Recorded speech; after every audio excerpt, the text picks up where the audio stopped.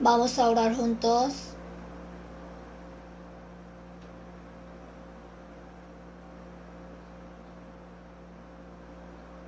Dios nuestro Padre misericordioso que nos ama, tú nos amaste y tuviste compasión de nosotros, que nos alejábamos de nuestro Padre Dios y vivíamos en medio de pecado. Cuando no te conocíamos, nuestro Señor en lugar de nosotros murió y derramó su sangre preciosa. Así perdonó nuestros pecados eternamente, para que ya no seamos juzgados ni condenados. Así sin obra nos salvaste y nos tuviste por tus hijos. Además nos diste la esperanza gloriosa de entrar en tu reino eterno. Por toda tu gracia te damos gracias. En esta hora te damos gracias porque nosotros que fuimos redimidos por tu sangre preciosa, estamos reunidos delante del Señor, alabando tu gran gracia y amor, aprendiendo tu palabra y teniendo comunión santa juntamente contigo. En esta hora también creemos que el Señor está en medio de nosotros. Cuida a cada uno de nosotros y con tus manos misericordiosas sujétanos. Aun nuestra fe es débil. A veces no podemos vivir según tu voluntad, sino andamos según nuestros pensamientos carnales. Sujétanos con tu palabra, el Espíritu Santo y tu poder. Dios, ayúdanos para que podamos vivir sin tener vergüenza de ser tus hijos, para que podamos ser dignos de recibir la alabanza, la honra, la gloria cuando el Señor venga pronto. Así, guíanos y domínanos. Nuestras iglesias de Corea y todos los hermanos que están predicando el Evangelio en todo el mundo, a pesar de muchas dificultades, guardando su fe, Dios, acompáñanos con tu palabra, gracia y el poder del Espíritu Santo. Ayúdanos para que podamos cumplir tu gran operación, que podamos confiar más en el Señor, predicar valientemente el Evangelio y guiar a muchas almas perdidas delante del Señor. Dios, guarda a todos nosotros para que ninguno de nosotros se pierda en tu gracia. Señor, que nos da la palabra a su tiempo y enseñas cómo debemos andar. En este tiempo también enséñanos lo que debemos hacer. Y también llénanos con tu palabra y sabiduría.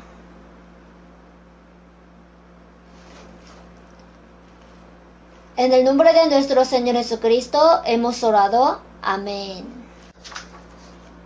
Vamos a buscar San Lucas. Vamos a buscar la Biblia, San Lucas capítulo 17.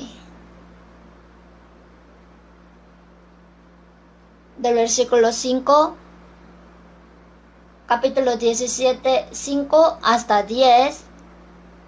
Vamos a leer. San Lucas 17, 5 hasta 10. Dijeron los apóstoles al Señor: aumentanos la fe. Entonces el Señor dijo: si tuvierais fe como un grano de mostaza, podríais decir a este sicómoro: desarráigate y plántate en el mar, y os obedecería. ¿Quién de vosotros, teniendo un siervo que ara o apacienta ganado, al volver él del campo, luego le dice: pasa, siéntate a la mesa? ¿No le dice más bien: prepárame la cena, cíñete y sírveme hasta que haya comido y bebido? Y después de esto, come y bebe tú. ¿Acaso da gracia al siervo porque hizo lo que se le había mandado? Pienso que no.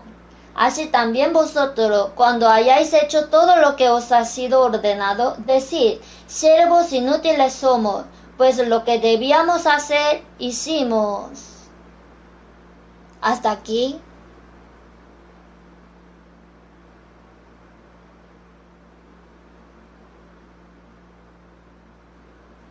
Esta vez regresamos después de tener conferencia de invierno en Tokio de Japón.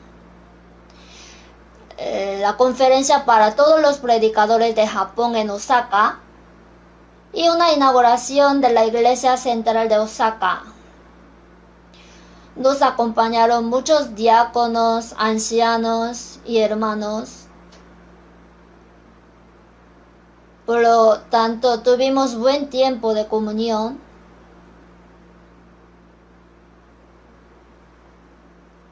Como saben,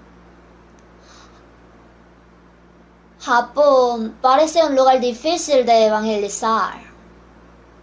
El carácter del pueblo japonés, aunque no tiene una fe segura, cometen idolatría. Según ellos creen en el Dios del destino.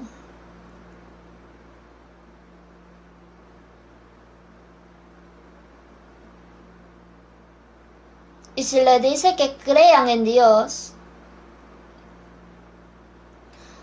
acerca del cristianismo es que la iglesia de la unificación ha hecho cosas muy malas. Entonces preguntan si no somos de la iglesia de la unificación. Entonces cuando vi un volante durante el seminario decía, no somos la iglesia de la unificación. Así, es un lugar difícil de predicar. Sin embargo, como sabemos, este evangelio comenzó en Jerusalén y primero se extendió a Roma, Europa y América, hasta la extrema parte oriental, Corea del Sur, siendo el extremo de las islas, Japón. Se dijo que el evangelio se difundirá desde Jerusalén hasta lo último de la tierra. Y el evangelio llegó tarde a Corea. Es el extremo de las tierras. Por eso cuando predico en Japón, Japón es el extremo del mundo. El evangelio se está difundiendo en Corea y Corea está realizando su obra misionera en todo el mundo. Por eso presto mucha atención en Japón. La evangelización no va bien en este país cercano. Sentimos que es nuestra responsabilidad. Por eso nuestros misioneros en Japón y los predicadores nativos están trabajando duro para evangelizar, aunque no es fácil. Entonces, aunque la cantidad de personas que fueron salvas en Japón no es tan activa como en Corea, la cantidad de personas que se salvan continúa aumentando. Entonces esta vez en Tokio hay una iglesia Shinjuku justo al lado de la iglesia de Tokio. Y hay varias otras iglesias. Y en Osaka está la iglesia de Osaka. Y la iglesia central de Osaka preparó una nueva iglesia y celebró la inauguración. Osaka, al igual que Tokio, es una ciudad muy grande. Y en el centro de la ciudad, la iglesia central de Osaka, hubo varias dificultades debido a la ubicación de la reunión, pero esta vez prepararon un buen lugar y lo remodelaron limpiamente, y esta vez se reunió muchos hermanos de toda la iglesia de Japón. Así culminamos felizmente la inauguración.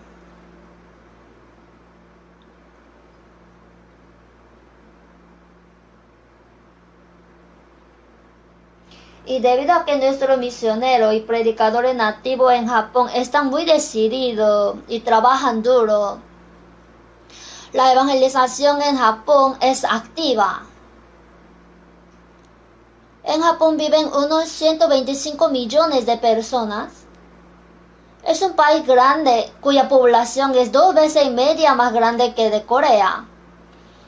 Si el evangelio se predica activamente allí, conforme a la palabra, y será predicado este evangelio del reino en todo el mundo para testimonio a todas las naciones, y vendrá el fin.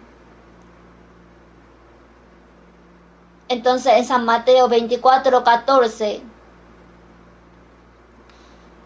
y será predicado este evangelio para testimonio a todas las naciones, y entonces vendrá el fin. Este evangelio del reino de los cielos será predicado a todas las naciones. Así que después de que la obra de la salvación haya tenido lugar activamente en Japón, donde se predicó el último evangelio, la historia de la predicación del evangelio probablemente terminaría. Según el reporte, la Biblia fue traducida a 3.686 dialectos. Parece que todo lo que se pueda traducir ha sido traducido. Nadie ahora podría excusar diciendo, no creí porque no había oído el evangelio.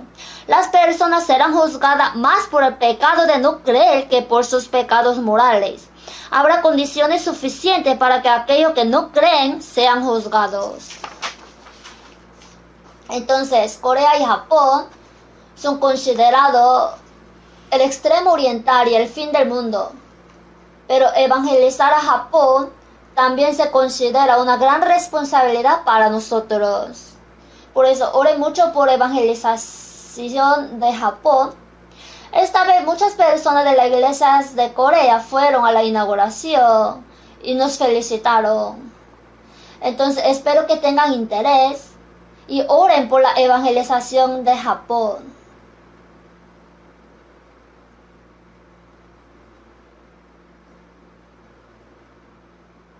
Anoche llegué de repente de Japón, porque mi vuelo llegó tarde. Entonces de repente estaba pensando en qué voy a decir hoy. Y leí San Lucas capítulo 17, porque quería aprender sobre ello juntos.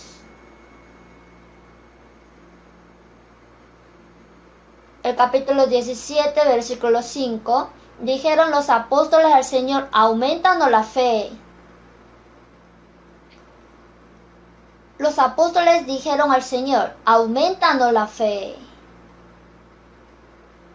Sin embargo, creo que estos discípulos también malinterpretan algo acerca de la fe. Actualmente existe un enorme malentendido sobre lo que mucha gente cree. ¿Cree en Jesús? Luego, sí voy. ¿Qué? ¿Así cree? Que sí voy. ¿A dónde va? Voy a la iglesia.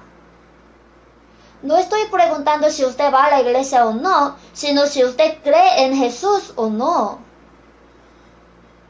Dice, voy a la iglesia, por lo tanto creo. Creen que si va a la iglesia es creer, y si trabaja duro está creyendo bien. Alguna persona dice, voy a la iglesia y luego dejo de ir. Entonces, ¿qué? ¿Antes creía y dejó de creer? No, desde el principio no creyó. Si tiene una fe fuerte, no puede andar por ahí luego no ir. Pero la gente no sabe realmente qué es la fe. Y también se considera que si las personas van a la iglesia con diligencia, se esfuerzan, se ofrecen como voluntarios y donan bien, son buenos creyentes. Sin embargo, hay muchos casos en los que no se hace con fe. No, creo que hay muchas personas que han ido a la iglesia en toda su vida, pero todavía no tienen absolutamente ninguna fe ante Dios.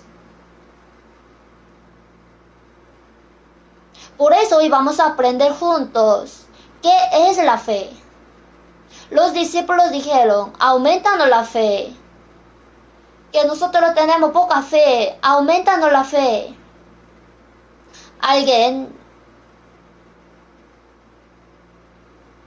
Alguna persona dice, tengo algo de dinero para este viaje, pero no es suficiente, así que por favor deme más.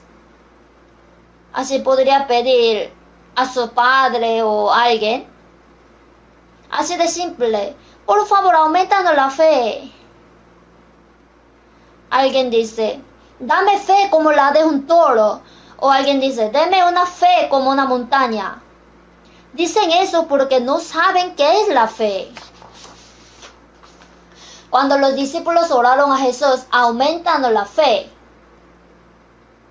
Jesús dijo, entonces el Señor dijo, si tuvierais fe como un grano de mostaza.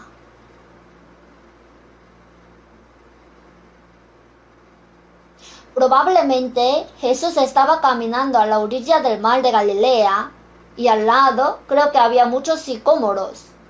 Entonces, la semilla de mostaza. ¿Conocen la semilla de mostaza? No creo que haya árbol de mostaza en Corea, pero en Israel sí. El tamaño es de un árbol azufaifo de Corea.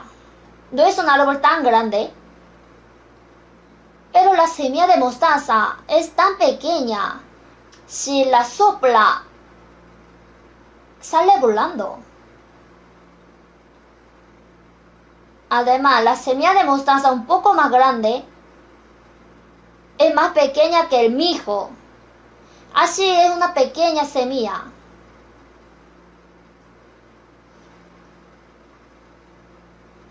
Sin embargo, si tuvierais fe como un grano de mostaza, podríais decir a este sicómoro: desarráigate y plántate en el mar, y os obedecería. Esto es algo que no podemos entender con nuestros pensamientos. Dicen que la fe es como una semilla de mostaza. Entonces, si tiene una fe tan pequeña como una semilla de mostaza, a este sicómoro: desarráigate y plántate en el mar. ¿Cree entonces que este sicómoro perderá sus raíces y será plantado en el mar? ¿Y que se creará un campo de sicómoro en el mar? Así no podemos entender nada. A veces, cuando el Señor dice una verdad especial, usa parábolas que van más allá de nuestra imaginación y son completamente incomprensibles. En San Mateo 21, si tuvierais fe, si a este monte dijereis: quítate y échate en el mar, será hecho.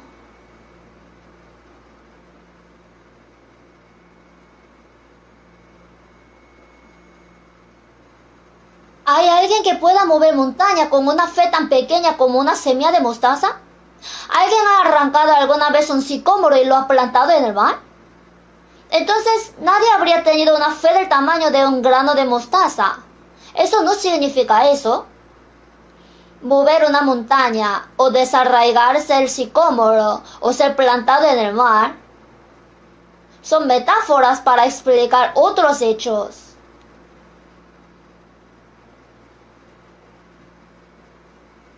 Necesitamos saber el significado de la palabra. En primer lugar, la fe tan pequeña como un grano de mostaza. Parecía que los discípulos tenían fe. Dijeron: solo tenemos poca fe, así aumentanos la fe. No, todavía no tienen una fe tan pequeña como un grano de mostaza. ¿Qué opina? Si tuviera una fe tan pequeña como una semilla de mostaza, sucederían milagros inimaginables, pero aún ustedes no la tienen. Bueno, ¿qué pasa con nosotros? Si no tenemos fe del tamaño de una semilla de mostaza, ¿tenemos fe del tamaño de media semilla de mostaza? ¿O tiene una fe tan pequeña como una semilla de mostaza, o no tiene fe en absoluto? Es una palabra que es difícil de entender, pero estoy tratando de explicar un hecho sorprendente que contiene una verdad maravillosa. En primer lugar, la semilla de mostaza es muy pequeña. Es la semilla más pequeña de Israel, el cual a la verdad es la más pequeña de todas las semillas, pero cuando ha crecido es la mayor de las hortalizas y se hace árbol de tal manera que vienen las aves del cielo. Pero en el caso de esta semilla de mostaza, inmediatamente pensamos en ella como un cigarrillo. Las semillas de tabaco también son muy pequeñas. Así es. Es una planta anual, sin embargo, los árboles de mostaza no son árboles de un año. Aunque no es un árbol muy grande como el azufaifo de Corea, en el sexto piso de este edificio hay dos azofaifos.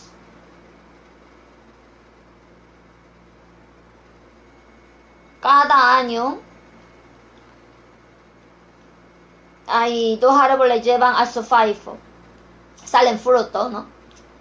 Esa no es una planta anual. Entonces,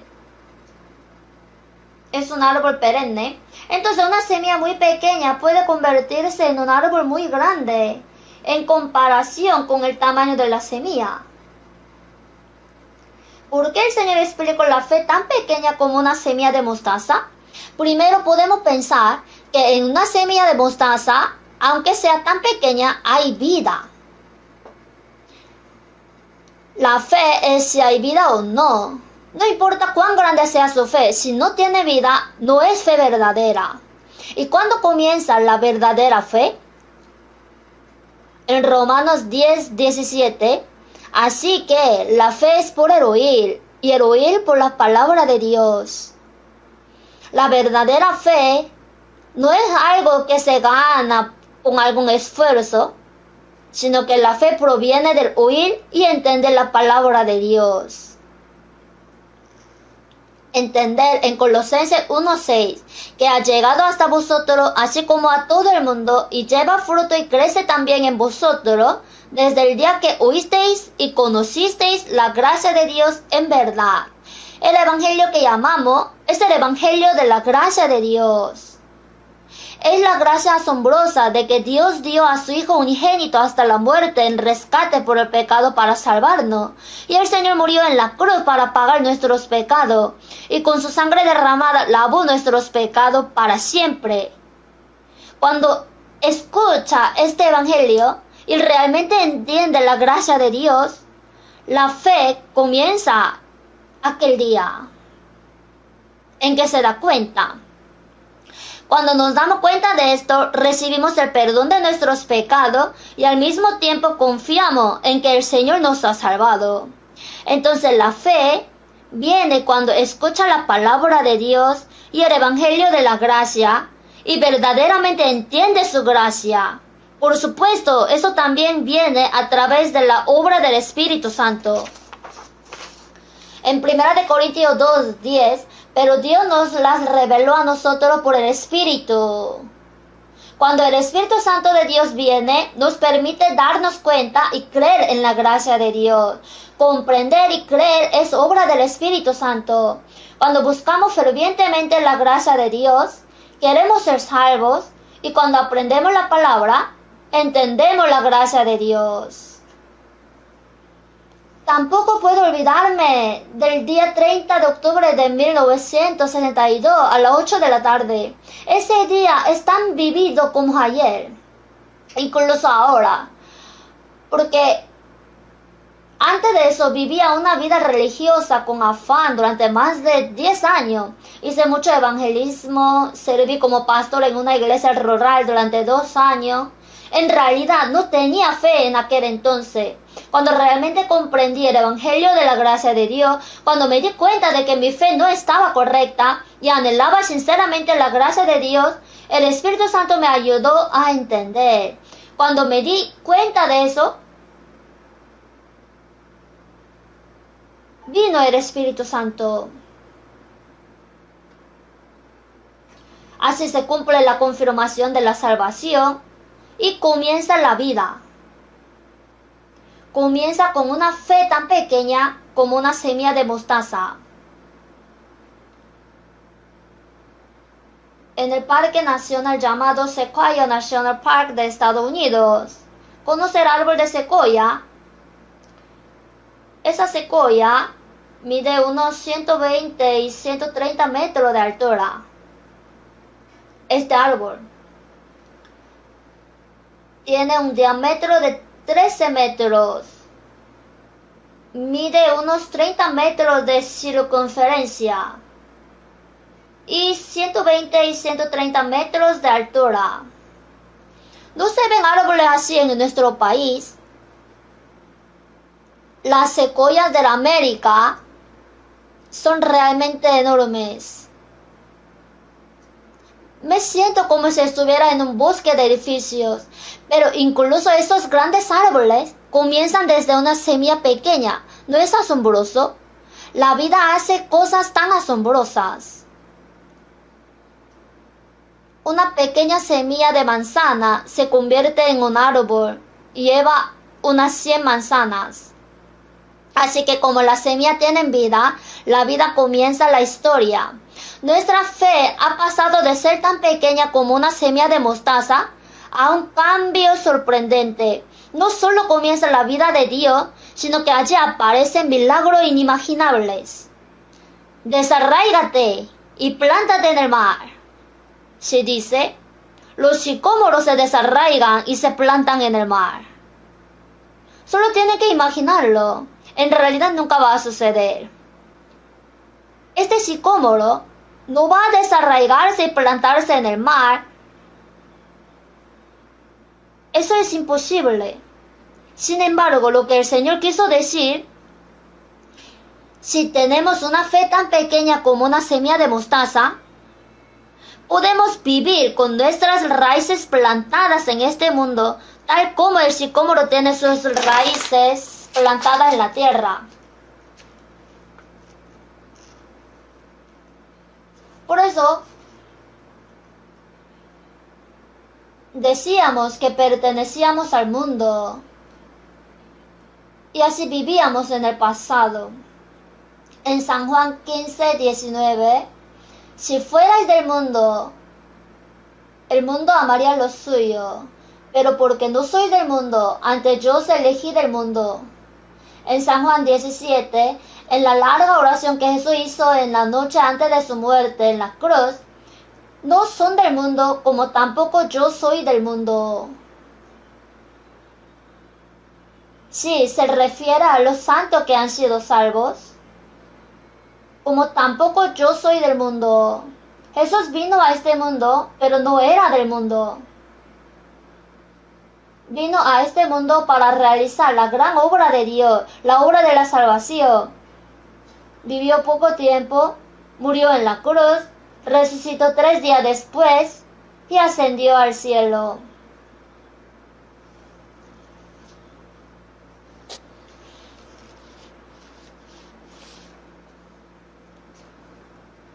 Él vivió poco tiempo en este mundo pero no pertenecía a este mundo. Después de que Jesús resucitó, permaneció durante 40 días y luego ascendió al cielo. Dijo, no son del mundo como tampoco yo soy del mundo.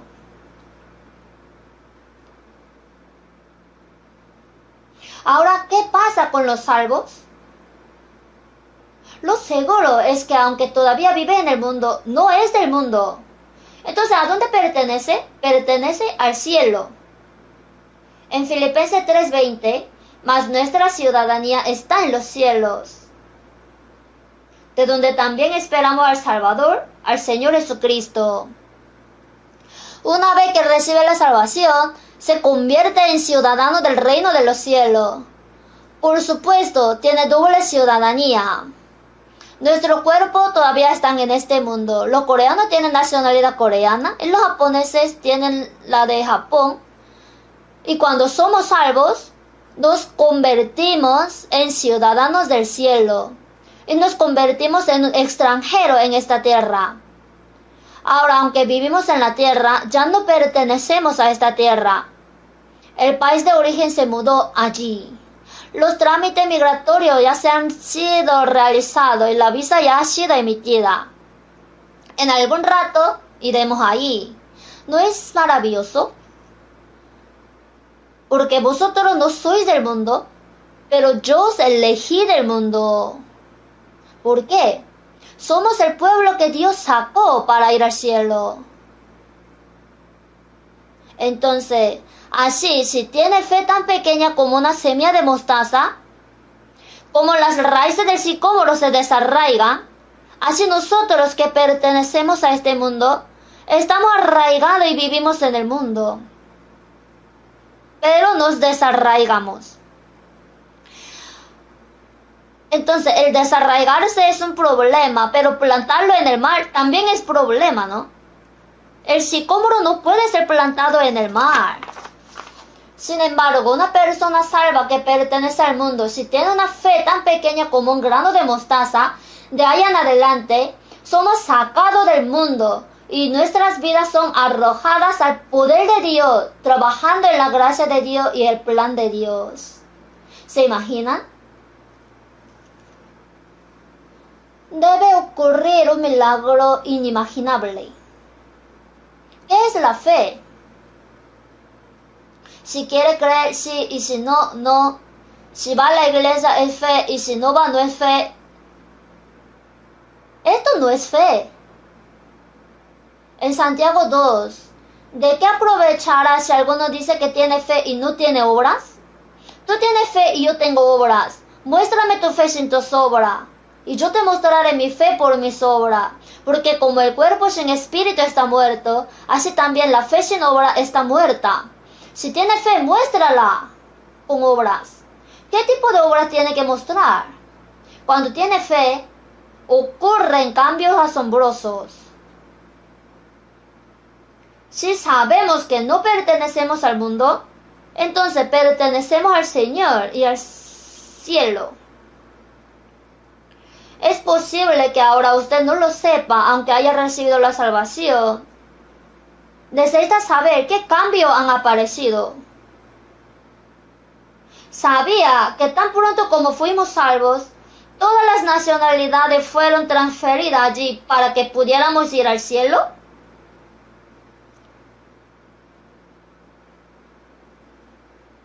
Ahora, nuestra ciudadanía está en el cielo. Entonces, cuando somos salvos, la vida de Dios ahora está plantada dentro de nosotros y ahora se logra la fe verdadera. El resultado de la verdadera fe es un cambio asombroso. En 2 de Corintios 13, examinaos a vosotros mismos si estáis en la fe, probaos a vosotros mismos. A veces hacemos controles de salud, ¿verdad? Por si en mí haya entrado alguna enfermedad o cáncer. En realidad muchos han muerto a causa de esto. Así hacemos el control de salud. Si simplemente hace un examen completo, puede tratar si hay una enfermedad o no y confirmar si hay una enfermedad o no. Para saber si tenemos fe o no, el hecho de que vaya a la iglesia no significa que tenga fe. Por eso en San Mateo 7:21, no todo el que me dice Señor, Señor entrará en el reino de los cielos. Hay personas que dicen Señor, Señor, pero el Señor aún no ha sido su Señor en su corazón. Dice Señor con su boca, pero hay otro Señor en su corazón. Para quienes aman el dinero es su Señor. Dinero, tú eres mi Señor y mi Dios. Piensan que el dinero los protegerá. Creen que el dinero cuidará de su futuro. Creen que el dinero los hará felices.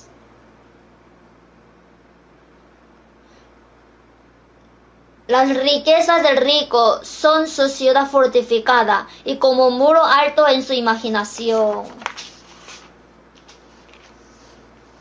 Pero en la Biblia aparece el rico necio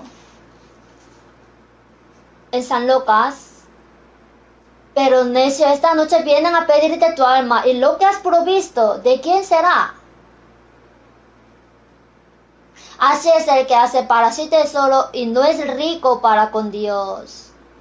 Hay muchos ricos necios en este mundo. Creen que el dinero le puede proteger. Es ilusión.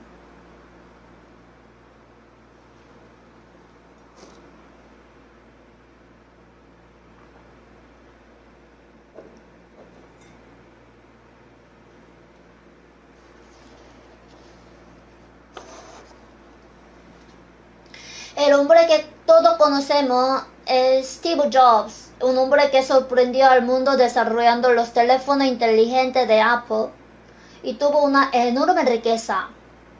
Sin embargo, contrajo cáncer de páncreas y falleció a los 56 años. Antes de morir dijo: viví como un tonto, muy tonto. Hay algo más importante que generar riqueza. No puedo llevar nada. Nada me puede hacer feliz. Pero viví como un tonto viviendo solo para ello. Él dijo así.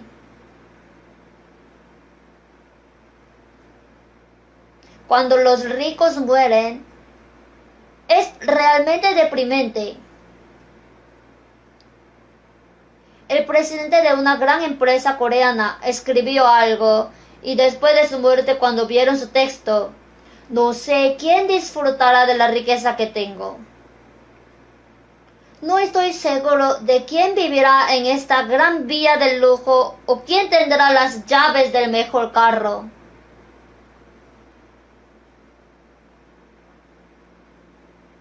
Dijo impotentemente que no sabía y murió. Las personas que acumulan la riqueza y piensan que ese es el propósito de su vida, lo hacen porque no conocen a Dios, pensando que viviría en este mundo más de 1000 años. En Proverbios 27, no te jactes del día de mañana.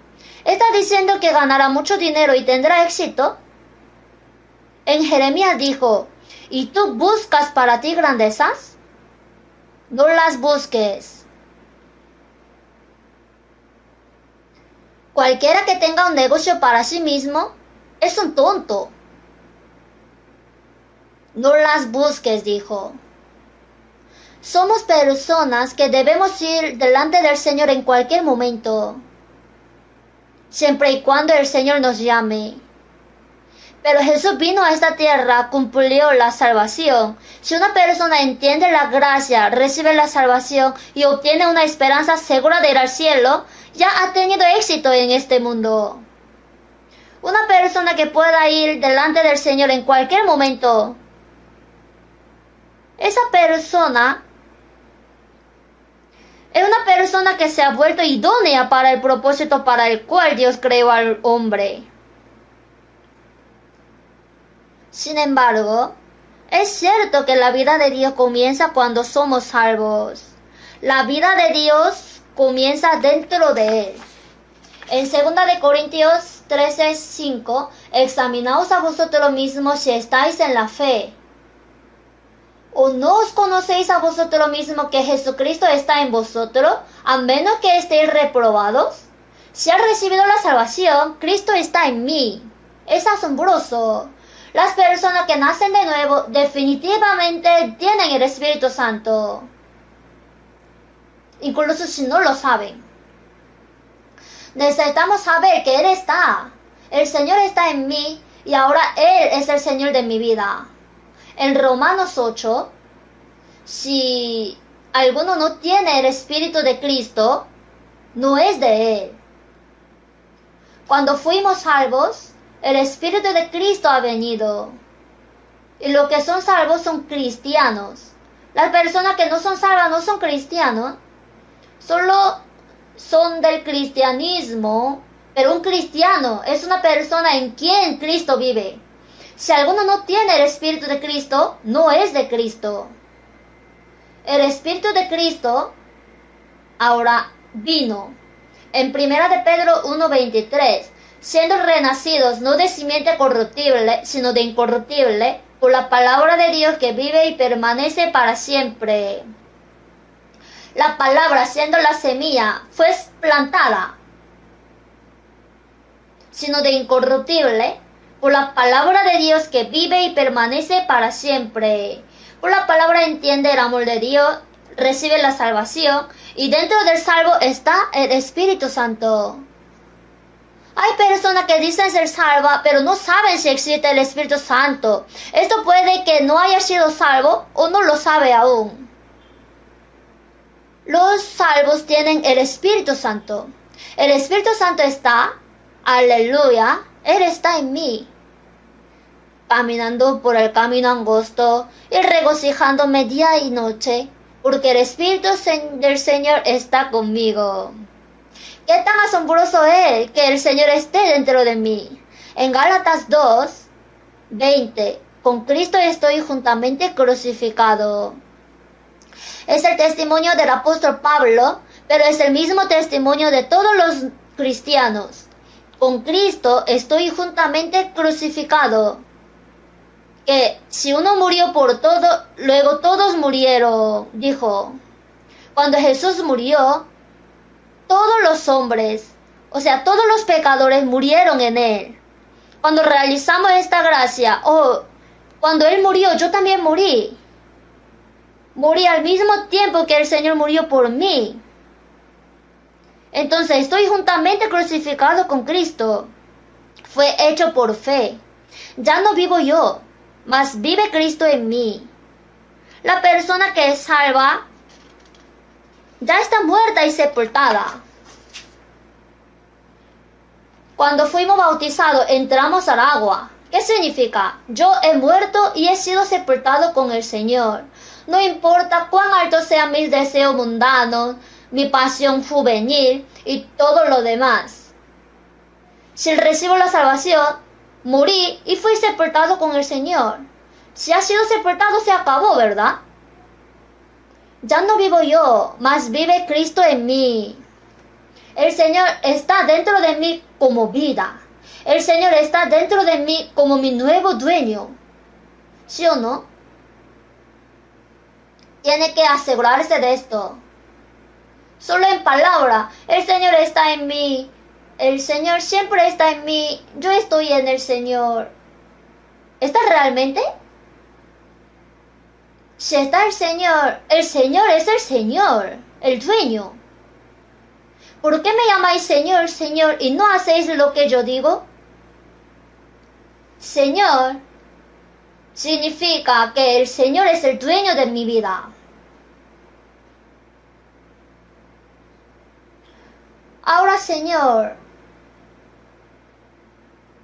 dejo que mi vida sea como tú deseas, ya sea que viva o muera según tu voluntad. Debe vivir como el Señor quiere.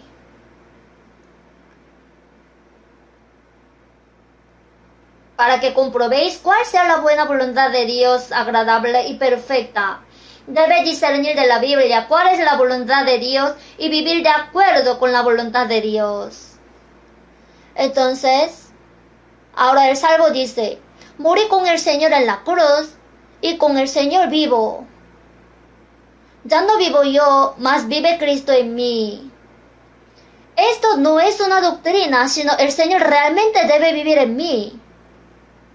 El Señor es el Señor, dueño. El Señor es el dueño de mi vida. Estoy atendiendo al Señor, pero hoy tengo que ir a un lugar y ese lugar al Señor no le gusta. Entonces, Señor, por favor, descansa hoy cómodamente en la casa.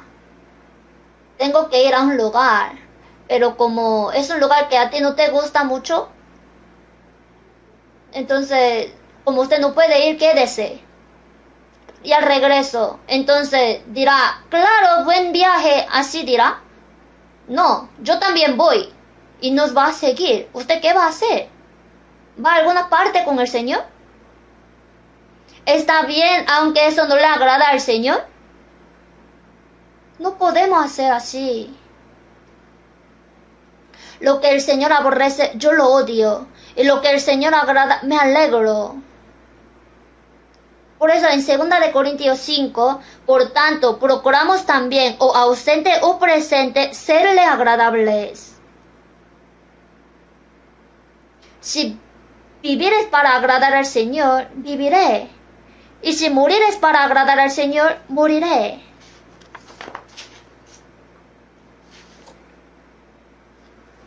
Por tanto, procuramos también, o ausente o presente, serle agradables. ¿Por qué? Cuando esté ante el Señor, será juzgado según si vivió de acuerdo con la voluntad del Señor o según su propia voluntad.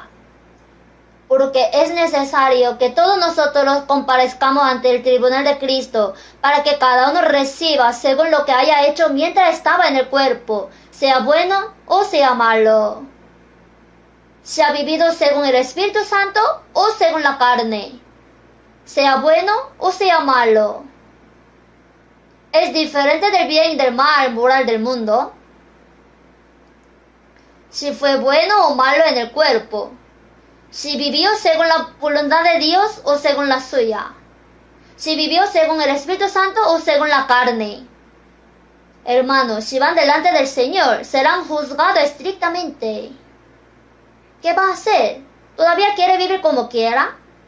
El Señor, quien nos salvó, nos amó primero con toda su vida, con todo su corazón, con toda su mente y con toda su fuerza.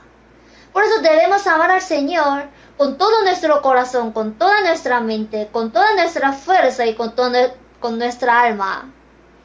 Esto es responder a la gracia con la que el Señor nos salvó. Contestar. El Señor primero nos sirvió. La vida cristiana no es una vida religiosa. No es una broma como dicen algunos. Ni siquiera es un hobby. El Señor murió para salvarnos, siendo el unigénito Hijo de Dios. ¿Qué debemos hacer? El Señor, ¿qué dice? Sé fiel hasta la muerte, y yo te daré la corona de la vida. Esto no es para hacernos sufrir, sino para darnos mayor gloria. Hasta la muerte, no hasta el punto de no morir. Si vive para el Señor y muere espléndidamente para el Señor, logrará la mayor victoria. El Señor murió para salvarnos y resucitó. El apóstol Pablo sufrió, vivió y murió por el Señor. Pedro también fue crucificado al revés mientras predicaba el Evangelio. Entre los apóstoles, ninguno vivió una vida cómoda y murió de vejez. Fueron fieles hasta la muerte. ¿Y qué tal nosotros? ¿Podemos vivir cómodamente? ¿Realmente el sicómoro fue desarraigado? Desarráigate y plántate en el mar. No hablo de un mar tan ancho, sino que estoy arrojando mi vida a la gracia, al plan y al poder de Dios, que es tan ancho como el mar.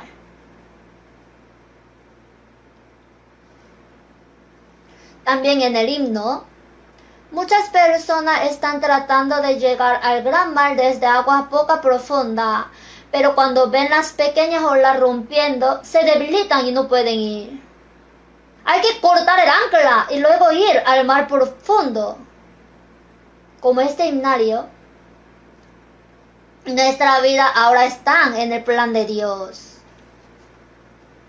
El Señor se encarga con su poder, ya sea que viva o muera, para agradar al Señor, según la voluntad del Señor.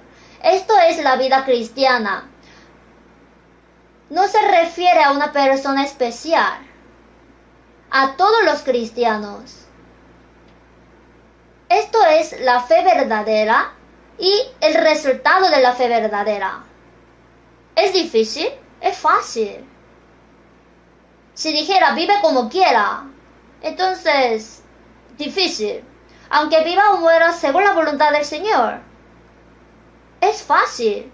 Esta es una historia que escuché en Japón. Una hermana dijo que hay muchas cosas que hacer después de ser salva, pero la cosa más fácil era diezmar. Diezmar era lo más fácil. Así que comencé con eso, dijo. No sé por qué para alguna persona es tan difícil diezmar. ¿Es difícil?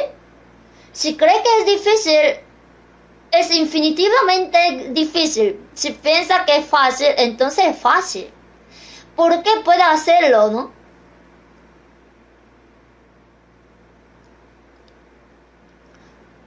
no manda lo que no podemos hacer, sino lo que podemos hacer.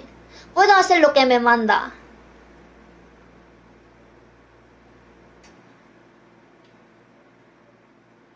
De todos modos, en San Juan 15, porque no sois del mundo. Ahora debemos dejar clara nuestra pertenencia. Vivimos en el mundo, pero no somos del mundo. Soy una persona que puede ir delante del Señor en cualquier momento. Y tenemos nuestra ciudadanía en el cielo. Cuando venga el Señor, o podemos ir al Señor pronto antes de que venga el Señor.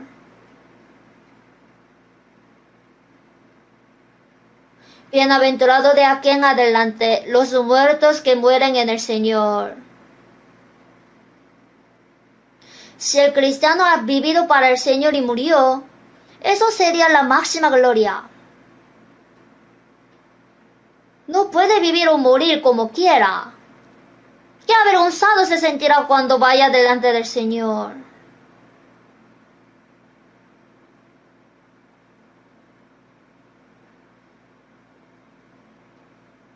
Ahora, primero que nada, debemos creer y saber que el Señor está dentro de mí. Y el Señor dentro de mí debe convertirse en el dueño de mi vida. El Señor se ha convertido en el dueño. ¿Qué significa Señor? Señor está compuesto con letra del Rey.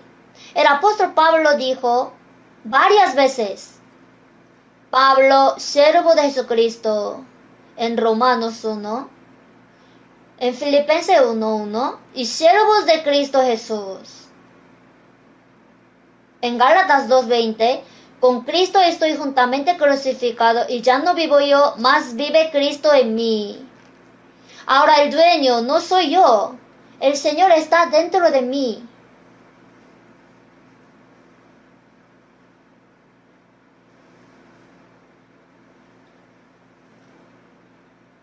En San Lucas 14, 26 y 27, si alguno viene a mí y no aborrece a su padre y madre y mujer e hijos y hermanos y hermanas,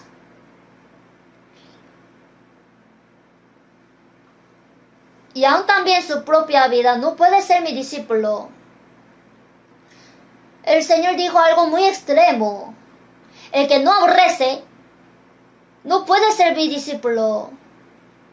Y el que no lleva su cruz y viene en pos de mí, no puede ser mi discípulo. Así, en San Lucas 14:33, así pues cualquiera de vosotros que no renuncie a todo lo que posee, no puede ser mi discípulo. ¿Puede entender esto? Si no aborrece a su propio padre, esposa, hijos, hermanos, hermanas, e incluso su vida. Es extremo decir que aborrezca a alguien. Entonces, ¿significa que odia a sus padres, a su esposa e hijo? Esta palabra da énfasis que debe amar al Señor más que todo.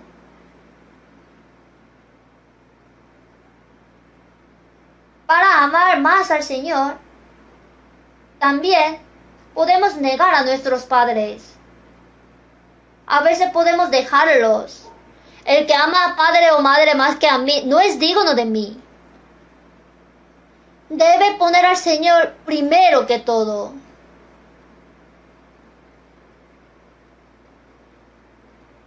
Esto no es algo especial. Es simplemente algo natural.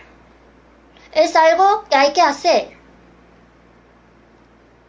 Así pues, cualquiera de vosotros que no renuncie a todo lo que posee, no puede ser mi discípulo. ¿Dónde está todo lo que es suyo? Si el Señor es mi todo. Si el Señor dice vive, vive. Si dice muere, muere. Si hace esto, hace. Si dice que no lo haga, no lo hacemos. Pase lo que pase, estoy a cargo de la obra del Señor y no hay nada que pueda hacer como quiera. Esto es desarraigarse el sicómoro. Las personas que hemos sido salvas, aún no hemos sido desarraigados enteramente. Dijo que nos plantemos en el mar, pero primero tenemos que ser desarraigados. Deberíamos sacar nuestra raíz del mundo para poder ser plantados en el mar. Si dedico mi vida a la mano de Dios en su gracia y su plan tan ancho como el mar, mi vida debe estar completamente plantada en la gracia, el poder y el plan de Dios.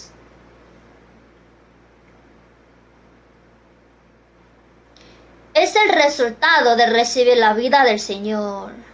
Es el resultado de la fe verdadera. Por eso en San Lucas 17, 7, ¿quién de vosotros, teniendo un siervo que ara o apacienta ganado, al volver del campo luego le dice, pasa, siéntate a la mesa? De repente, el siervo aparece aquí. ¿Quién de vosotros, teniendo un siervo que ara o apacienta ganado, trabaja todo el día para su señor, arando el campo, cuidando sus ovejas, y cuando regresa, oh, buen trabajo, ven aquí, come, bebe y descansa un rato? Sería bueno que diga así, pero no lo hace. Al volver él del campo, luego le dice, pasa, siéntate a la mesa. No, el siervo no hace eso. El dueño se sienta y dice, prepárame la cena, cíñete y sírveme hasta que haya comido y bebido. Y después de esto, come y bebe tú. Se queja el siervo. Oiga, señor, es demasiado. ¿Sabe cuánto trabajé hoy? Oh, sus ovejas eran tan tercas que pensé que iba a morir tratando de cuidarlas. Estoy cansado, sediento y tengo hambre. ¿Pero quiere que todavía en la casa te sirva hasta que usted coma y beba? Usted es demasiado. Ya no voy a ser siervo. ¿Así diría? No.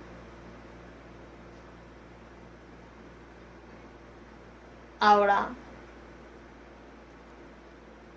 arando, apacentando ganado, es el trabajo del Señor.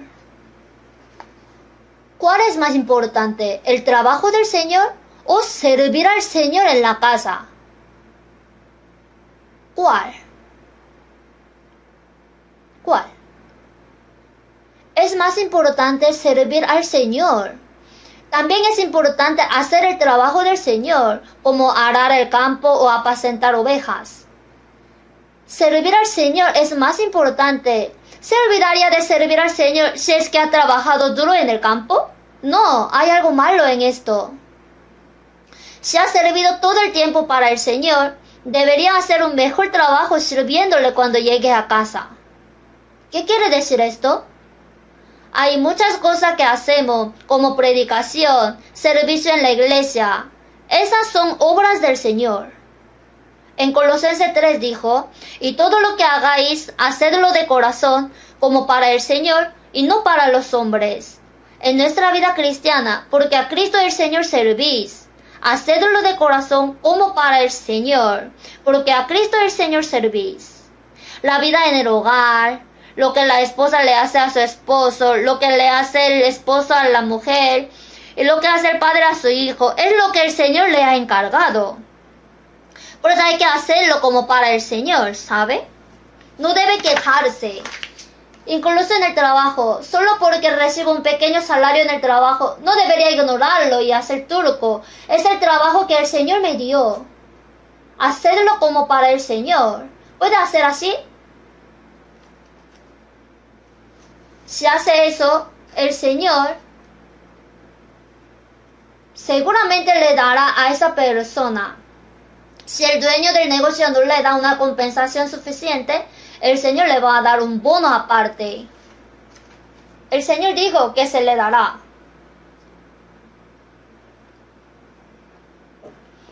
Algunas hermanas en Estados Unidos dicen que cuando van a un centro comercial, lo primero que hacen es limpiar. El dueño le vio que no era una persona común. Alguien había botado un chicle y se había pegado, así ella lo raspó y lo limpió. O esa persona no es común. Luego le encomendaba el trabajo poco a poco.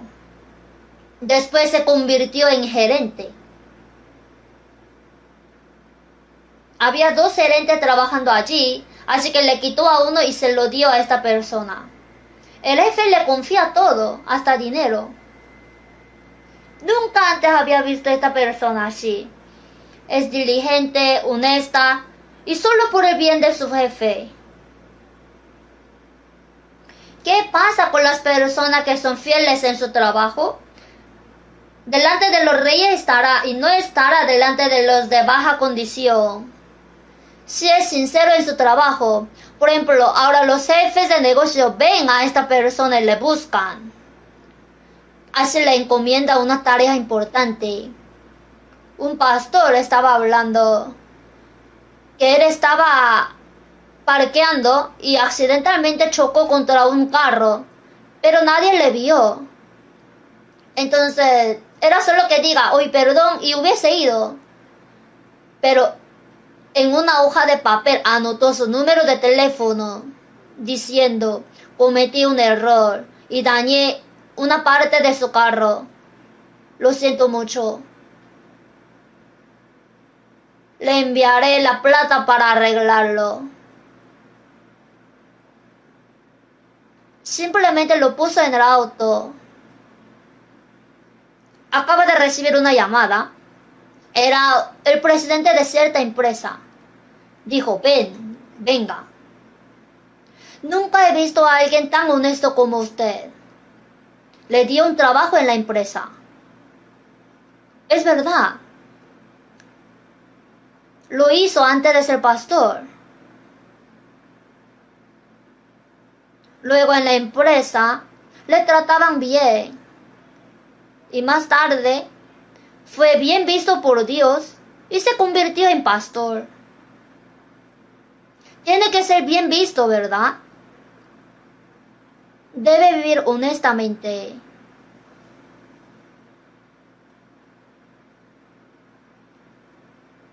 Y todo lo que hagáis, hacedlo de corazón como para el Señor y no para los hombres, sabiendo que del Señor recibiréis la recompensa de la herencia, porque a Cristo el Señor servís. En la iglesia lo que hace es servir al Señor, y todo lo que hace en casa y en el trabajo es el puesto que el Señor le ha dado. Cuando ven a alguien haciendo eso, piensan, wow, esa persona es increíble. ¿Por qué es así? Oh, es cristiano. Oh, cristiano. Los cristianos son diferentes. La evangelización no se logra solo con palabras. Si muestra esta vida, cuando tenga oportunidad de predicar, le aceptará.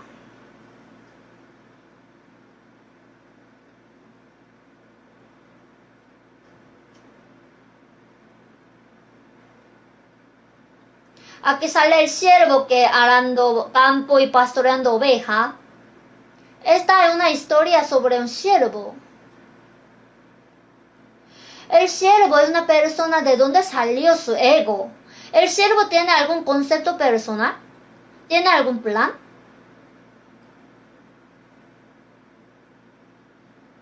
¿Tiene alguna dureza?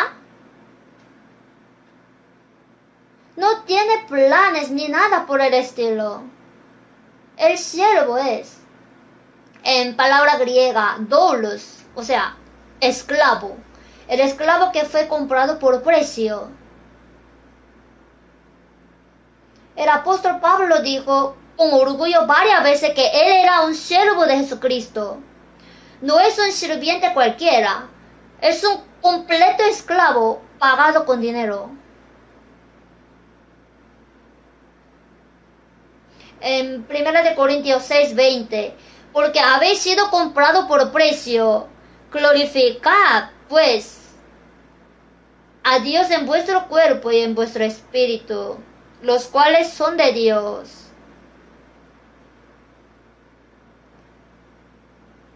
Si Si pues coméis o bebéis o hacéis otra cosa, hacedlo todo para la gloria de Dios. El siervo no tiene autoplanificación, ni autodirección, ni terquedad. No se aplica. El siervo existe solamente para su Señor.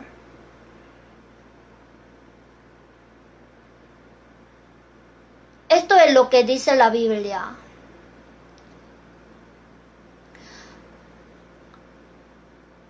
Por precio fuisteis comprados. En 1 Corintios 7:23, por precio fuisteis comprados, no os hagáis esclavos de los hombres. Somos de Cristo, ¿por qué esclavos de los hombres?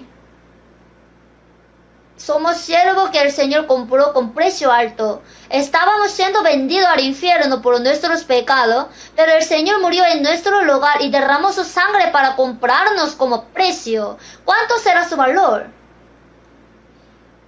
Vi sobre algo que realmente sucedió. Un misionero, para predicar a África, mientras caminaba, pasó por un mercado de esclavos. Los esclavos se venden por dinero, como se venden animales. Pero había cierta esposa que tenía un hijo, era un niño pequeño. Dijo que no necesitaba al niño porque sentía que no podría trabajar adecuadamente, por lo que solo quería comprar a la mamá. Esta mujer empezó a llorar, dijo, por favor llévate a mis hijos contigo, que voy a trabajar duro. No es necesario, no necesito a tu hijo. Será molestia en tu trabajo. Estuvo a punto de separarlos, pero el niño lloraba y la mamá también, porque ahora si se separan, nunca se podrán ver otra vez. Estaba viendo esto el misionero, preguntó, ¿cuánto cuesta? Dio más dinero y dijo, los compraré. Y él los compró a los dos. Y la mujer miró al nuevo dueño preguntándose a dónde me iba a llevar.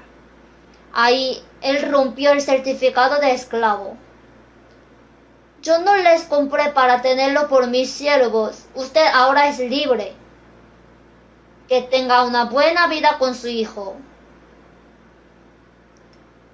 Pero la mujer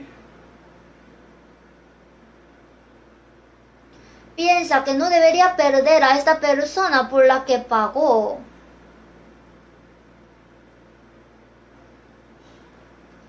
Mientras lo leía, como fue real,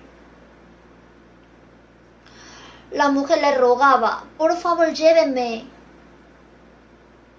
Seré su sierva por toda la vida. No, yo no les compré para que sean mis siervos.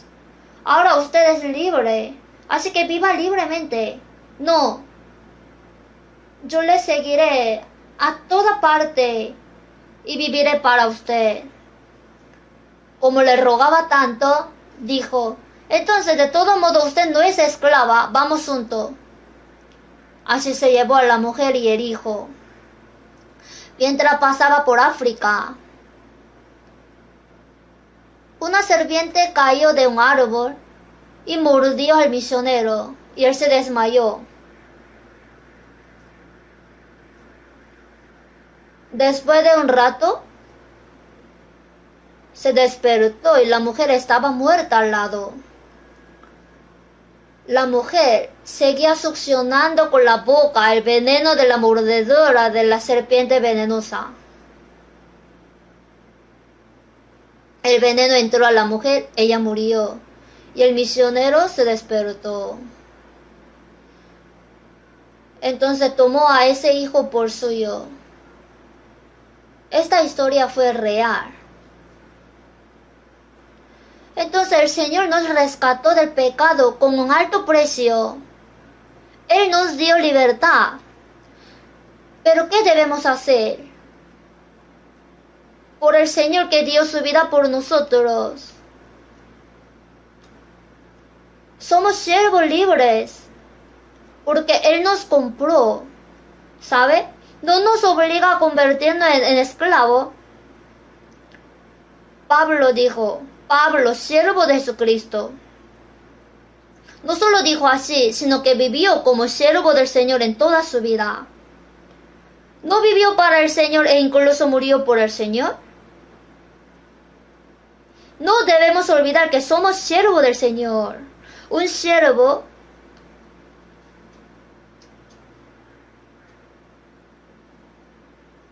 es una persona que se abandona todo por su amo.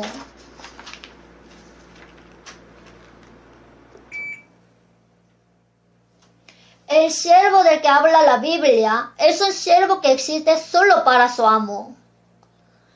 En Isaías 52:13 fue escrito 700 años antes de la venida de Jesús, dijo, he aquí que mi siervo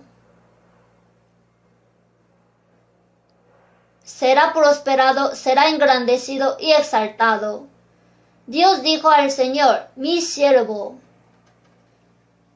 En Filipenses 2:5-8, haya pues en vosotros este sentir que hubo también en Cristo Jesús, el cual siendo en forma de Dios, no estimó el ser igual a Dios como cosa a que aferrarse,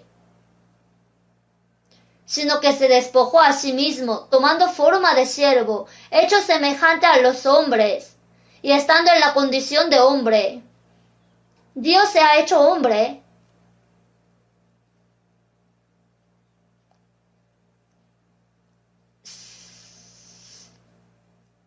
Se humilló a sí mismo, haciéndose obediente hasta la muerte y muerte de cruz.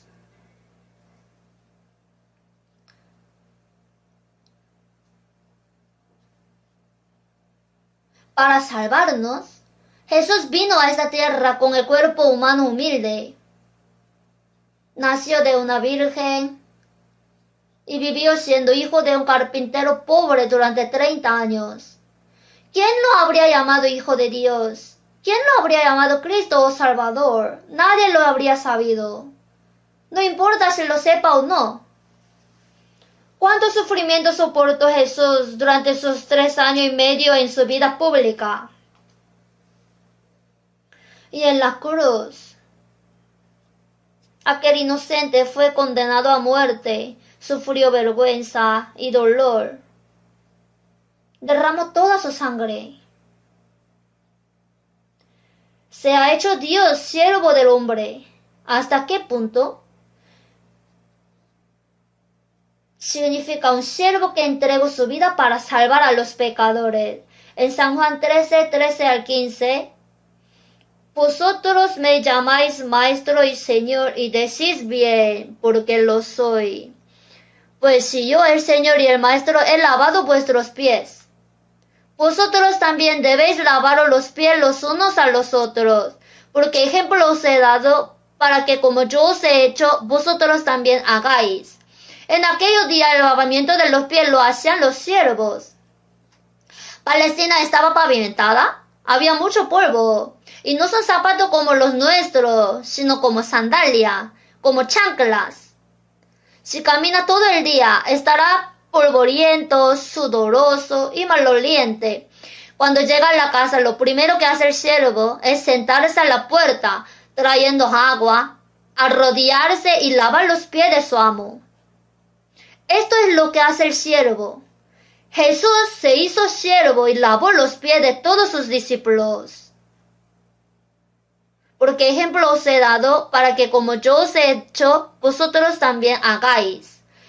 Por eso nos dijo, haya pues en vosotros este sentir que hubo también en Cristo Jesús. Jesús asimismo se convirtió en siervo. Dios se hizo siervo como un hombre y lavó los pies, es decir, el siervo asimismo.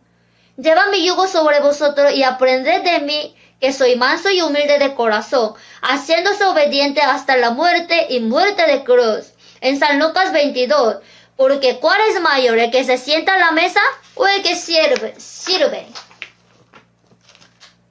Claro, es mayor el que se sienta y come.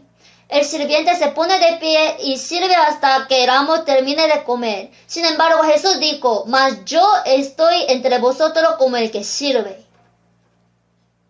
El Señor no vino a este mundo para ser servido, sino para servir. Hizo lo que haría un siervo con su amo. ¿Qué debemos hacer? El gran apóstol vivió toda su vida como siervo de Cristo y murió como siervo. Un esclavo es una persona que ha perdido su identidad.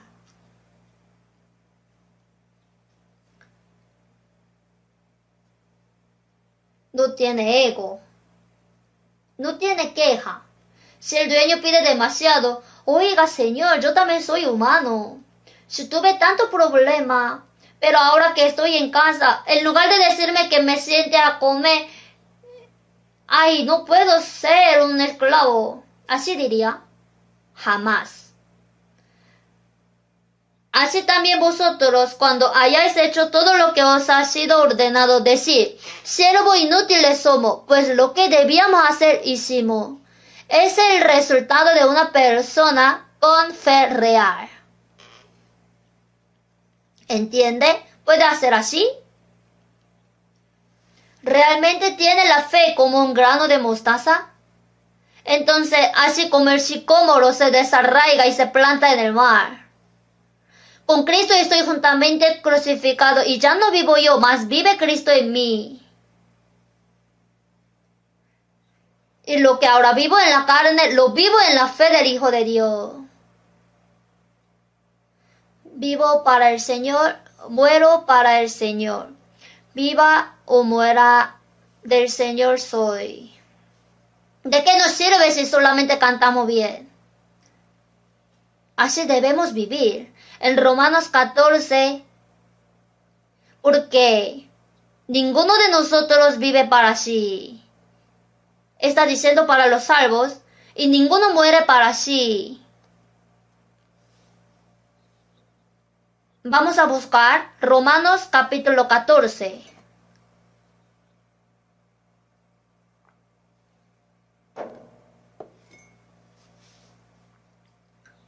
Romanos 14, 7 al 9. Leamos despacio. Porque ninguno de nosotros vive para sí, y ninguno muere para sí. Pues si vivimos, para el Señor vivimos, y si morimos, para el Señor morimos. Así pues, sea que vivamos o que muramos, del Señor somos. Porque Cristo para esto murió y resucitó, y volvió a vivir, para ser Señor así de los muertos como de los que viven. Continúe leyendo esta palabra y piense profundamente en ella. Es cierto que el apóstol Pablo dijo, porque ninguno de nosotros vive para sí mismo y ninguno muere para sí mismo. ¿Es verdad? Entonces, todo tenemos que decir en corazón, sí, es cierto. No, yo no. Entre nosotros, si es cristiano, nadie vive para sí mismo y nadie muere para sí mismo. No tenemos libertad de vivir para nosotros mismos, ni tenemos derecho de morir por nosotros mismos. Hagamos lo que hagamos, si sufrimos, si vivimos o morimos. Pues si vivimos para el Señor vivimos, y si morimos para el Señor morimos. Así, pues sea que vivamos o que moramos, ¿qué? Del Señor somos. Necesita conocer el posesivo exactamente. Un ladrón no sabe cuál es el suyo y cuál de otro. ¿Qué es mío? Lo del Señor. ¿Cuándo será el mío? Jesús nos compró a precio alto a nosotros que íbamos al infierno y nos hizo siervo de Cristo como personas que van al cielo. Sea que vivamos o muramos, del Señor somos.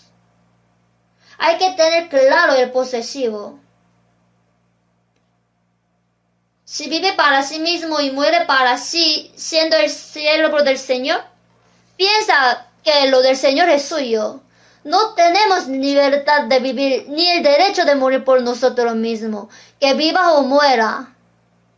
Porque Cristo para esto murió y resucitó y volvió a vivir. Para este propósito, que el cristiano si vive para el Señor viva y si muere para el Señor. Porque Cristo para esto murió y resucitó y volvió a vivir para ser Señor así de los muertos como de los que viven. El Señor es nuestro Señor. Y hasta que vivamos o muramos, el Señor es nuestro amo. Ya sea que me mate o me salve, haga lo que el Señor quiera. Esto es el estado del corazón de una persona que fue desarraigado y plantado en el mar como el sicómoro. Esto es el resultado de la fe real. Dice que cree, pero vive como quiera. ¿Dónde está la fe? Eso no es la fe. Morí y fui sepultado con Cristo. Y es el Señor quien vive en mí. El Señor es el dueño de mi vida.